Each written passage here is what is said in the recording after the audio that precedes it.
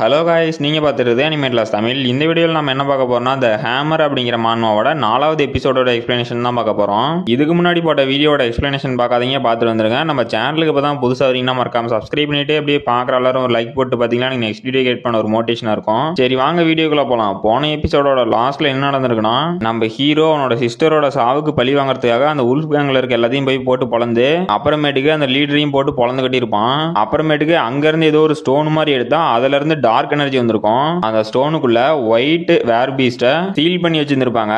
இதோட போன எபிசோட் முடிஞ்சிருக்கும். சரி வாங்க இந்த எபிசோட்ல என்ன நடக்குதுன்னு பார்க்கலாம். இந்த எபிசோடோட ஸ்டார்டிங்லயே நம்ம ஹீரோவோட பாஸ்ட்ல காட்டுறாங்க. நம்ம ஹீரோவும் என்ன எங்க கூட்டிட்டு போற அப்படின்னா அங்க இருக்கிற பொண்ணுட்டு கேக்குறான். அந்த பொண்ணும் இந்த இடத்துல தான் ஸ்பிரிட் பீஸ்ட் எல்லாம் இருக்கு. இந்த ஸ்பிரிட் பீஸ்ட் இதுங்க கிட்ட அதிகப்படியான மானா இருக்கும். இந்த பீஸ்ட் ஒரு 100 வருஷத்துக்கு மேல வாழ்ந்ததுக்கு அப்புறம் அது ரீபோன் ஆகிறதுக்கு ட்ரை பண்ணும் அப்படிங்கிறா. நம்ம ஹீரோவும் அதெல்லாம் சரி, இந்த இடத்துல ஸ்பிரிட் பீஸ்ட் இருக்குன்னு உனக்கு யாரு சொன்னாங்க? அந்த ஸ்பிரிட் பீஸ்ட நம்ம பாக்குறதே ரொம்ப ரேரு, அதை எப்படி நம்ம கண்டுபிடிப்போம் அப்படிங்கிறான். அப்ப அந்த பொண்ணும் இந்த சோல் பீஸ்ட பத்தி உனக்கு எதுவும் தெரியாதா அப்படிங்கிறா. நம்ம ஹீரோவும் நான் ஒன்னும் ஸ்பிரிட் மேஜ் கிடையாது, இத பத்தி எனக்கு எப்படி தெரியும் அப்படிங்கிறான். அப்ப அந்த பொண்ணும் நாம ஸ்பிரிட் பீஸ்ட கண்டுபிடிக்கலாம், அப்படி இல்லைன்னா அந்த ஸ்பிரிட் பீஸ்டோட எசன்ஸ் இருக்க ஒரு ஸ்டோனை கண்டுபிடிக்கலாம், இந்த ஸ்டோன்லயும் அதோட பவர் இருக்கும் அப்படிங்கிறா.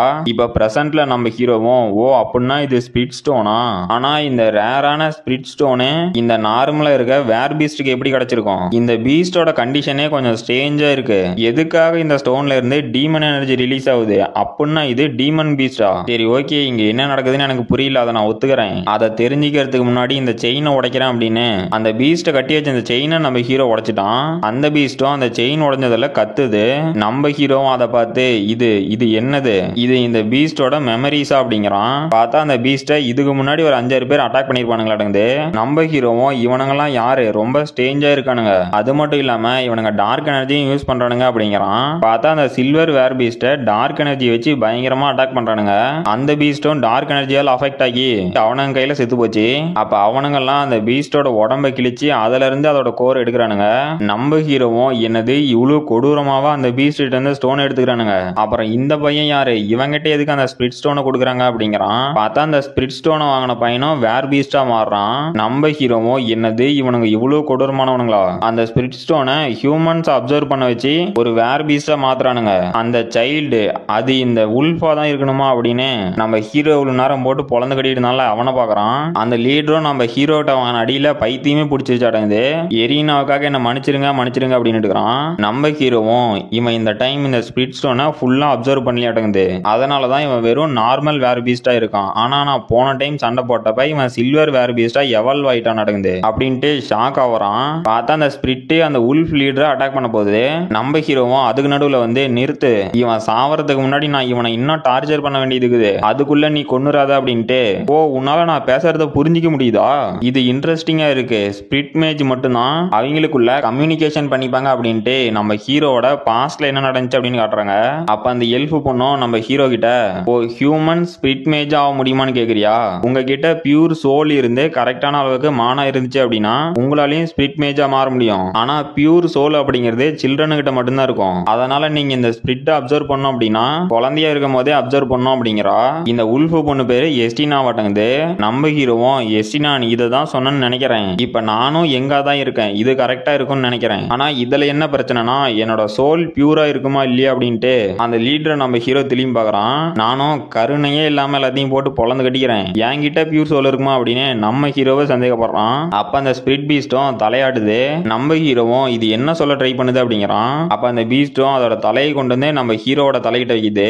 நம்ம ஹீரோவும் ஓ அப்படின்னா என்னோட மானா இந்த ஸ்டோன்ல லீக் ஆனதுனாலதான் இந்த பீஸ்ட் வெளியே வந்திருக்கு, அது மட்டும் இல்லாம இதை கட்டி வச்ச அந்த செயினையும் நான் உடைச்சிருக்கேன், இதனாலதான் என்னால இந்த பீஸ்ட் கிட்ட கம்யூனிகேட் பண்ண முடியுதா அப்படிங்கிறான். அந்த பீஸ்டும் ஆமா ஆமா அப்படின்னு தலையாடுது. நம்ம ஹீரோவும் நான் உன் கூட கான்ட்ராக்ட் போடலான்னு இருக்கேன், நீ அதுக்கு ஒத்துக்கிறியா அப்படிங்கிறான். அந்த பீஸ்டும் சரி ஒத்துக்கிறேன் அப்படின்னு தலையாட்டுது. நம்ம ஹீரோவும் அப்படின்னா வா கான்ட்ராக்ட ஃபார்ம் பண்ணலாம் அப்படின்னு அவனோட கையில மானாவை ஃபில் பண்ணி கை நீட்டுறான். இதுக்கு முன்னாடி நம்ம ஹீரோ கிட்ட அந்த எஸ்டினா என்ன சொல்லிருப்பா அப்படின்னா எல்லா ஸ்பிரிட்டும் டிஃபரெண்டான மேஜிக் யூஸ் பண்ணும், அப்புறம் அந்த ஸ்பிரிட்டே அதோட ஸ்பிரிட் ஃபார்ம் மெயின்டைன் பண்ண குறிப்பிட்ட அளவுக்கு மானா தேவைப்படும். அந்த ஸ்பிரிட்ஸுக்கு எந்த ஒரு பிசிக்கல் ஃபார்மும் இருக்காது. அது மட்டும் இல்லாம most of the spirits strong ஆகும் போது அவங்களோட ஸ்பிரிட் மேஜஸும் ரொம்பவே ஸ்ட்ராங் ஆகுவாங்க. இதுதான் எனக்கு எஸ்டினா சொன்னா, அதனாலதான் எஸ்டினா 10 நைட்ல டாப் நைட்டா மாறி இருப்பா அப்படின்னு நினைக்கிறான். அப்ப அந்த பீஸ்டும் நம்ம ஹீரோ பார்த்து கத்துது. நம்ம ஹீரோவும் என்னாச்சு உனக்கு ஏதாவது ரெக்வஸ்ட் இருக்கா அப்படின்னு கேக்குறான். அந்த பீஸ்டும் நம்ம ஹீரோவை முறைச்சி பாக்குது. நம்ம ஹீரோவும் ஓ உனக்கு ரிவெஞ்ச் வேணுமா, சரி ஓகே யார் யாரெல்லாம் டார்க் எனர்ஜியை யூஸ் பண்றாங்களோ அவங்க எல்லாத்தையும் நான் கொல்றேன் அப்படிங்கிறான். அந்த பீஸ்டும் ஓகே அப்படிங்குது. நம்ம ஹீரோவும் இப்ப நான் ஃபைனலா இந்த ஸ்பிரிட் கூட கான்ட்ராக்ட் போட்டுட்டேன், ஆனா இந்த ஸ்பிரிட்ஸ் அதோட பிசிக்கல் ஃபார்ம் எடுக்கிறதுல ஒரு சில ரூல்ஸ் இருக்கு அப்படின்ட்டு. சரி ஓகே இப்போ உனக்கு என்ன பேர் வைக்கலாம் அப்படின்ட்டு இனிமே உன்ன ஊ லேங் அப்படின்னு கூப்பிடுறான் அப்படிங்கிறான். அந்த பீஸ்டும் ஓகே அப்படிங்குது.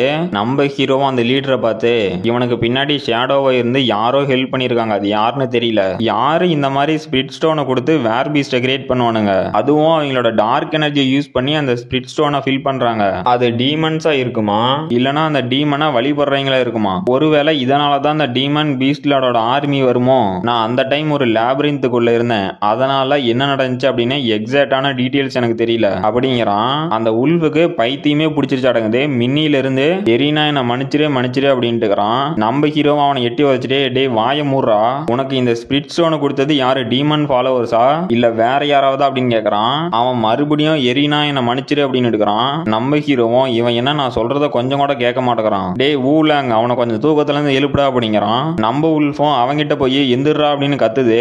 அவனும் இது என்னடா பீஸ்ட் அப்படின்னு பதறிக்கிட்டு எனது உல்ஃபா என்ன உற்று அப்படின்னு கதறான். நம்ம ஹீரோவும் டே இந்த ஸ்பிரிட் ஸ்டோனை உனக்கு யார் கொடுத்தாங்க அப்படின்னு கேக்குறான். அப்ப அந்த உல்ஃபும் அந்த குரூப் அவனுங்க என்ன பண்றானுங்க அப்படின்னு எக்ஸாக்டா எனக்கு தெரியாது அப்படின்னு சிரிச்சுக்கிட்டே, ஆனா ஒண்ணு மட்டும் தெரியும், நீ இதுக்கு நடுவுல வந்துருக்க கூடாது, உன்னை அவனுங்க கண்டிப்பா சும்மா விட மாட்டானுங்க, நான் வெறும் ஒரு எக்ஸ்பெரிமெண்ட் சப்ஜெக்ட் மட்டும்தான், எனக்கு இன்கிரெடிபிளான பவர் வரும்னு சொன்னாங்க அப்படின்ட்டு ஏதோ சொல்ல வரான். பார்த்தா அவனோட தலை வெடிச்சு போச்சு.